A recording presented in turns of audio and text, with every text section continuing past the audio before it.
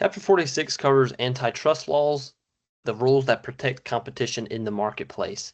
In this presentation, I will summarize the main ideas from the chapter and show exactly how they apply to the Google cases I analyzed in my paper. In that paper, I examined Google's antitrust battles in both the United States and the European Union.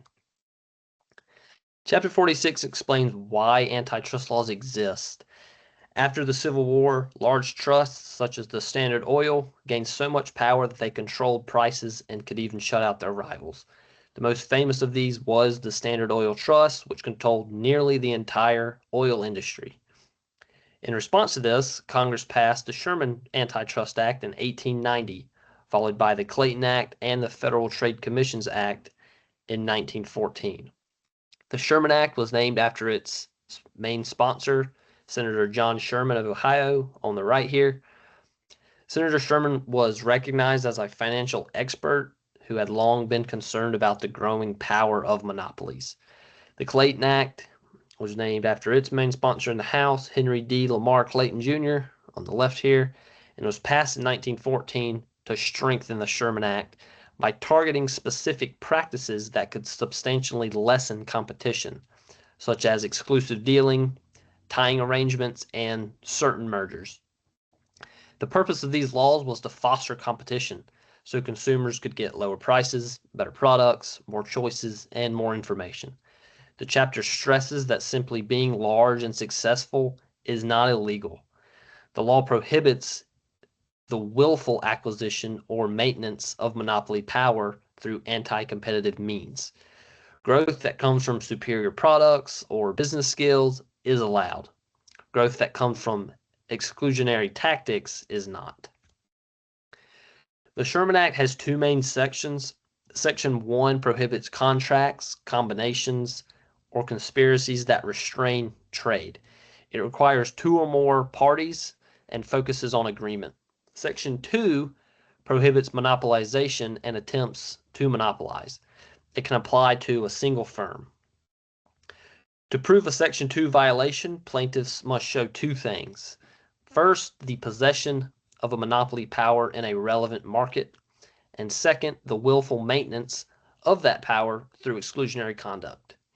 Courts also distinguish between violations, which are automatically illegal, per se violations, and the rule of reason, where the court balances pro-competitive benefits against anti-competitive harms.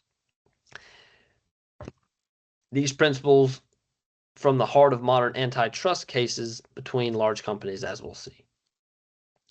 Chapter 46 introduces several important concepts. A relevant market has both a product dimension and a geographic dimension. Monopoly power, as you can see on the chart, is the ability to control prices, and it is often shown by a dominant share protected by high barriers to entry, such as scale or data advantage or control of distribution channels. Some monopolies arise naturally from economies of scale, while others exist only because a limited geographical area but that are regulated by the government. Monopolization occurs when a firm actively tries to become or maintain a monopoly through exclusionary tactics. Exclusive dealing contracts, which we'll see with Google, and vertical restraints can substantially lessen competition when they foreclose on rivals from key pathways that they're trying to get to customers through. The law carefully distinguishes exclusionary conduct from legitimate competition on the merits. Paying partners to protect your product or not allowing access to a valuable platform or pre-installing on your own devices can cross that line, as we'll see. In my paper, the U.S. Google search case is a Section 2 monopolization claim. The court found that Google held nearly 90% of desktop searches and nearly 95% of mobile searches. The power was protected by high barriers, including scale and control of distribution channels. Google maintained this power through exclusive and revenue sharing agreements with browser developers, Android manufacturers, and wireless carriers. These contracts made Google the default search engine on billions of devices and restricted partners from promoting rivals. Because the defaults and competition was denied, volume and data they needed to improve their own search engines wasn't there because Google blocked it essentially. The court concluded that this was willing maintenance of monopoly power through exclusionary conduct, exactly what Section 2 of the Sherman Act prohibits. The European Union case shows the same principle, just applied globally. Regulators found that Google conditioned access to Android operating systems and Play Store on manufacturers pre-installing Google Search and Chrome as its default.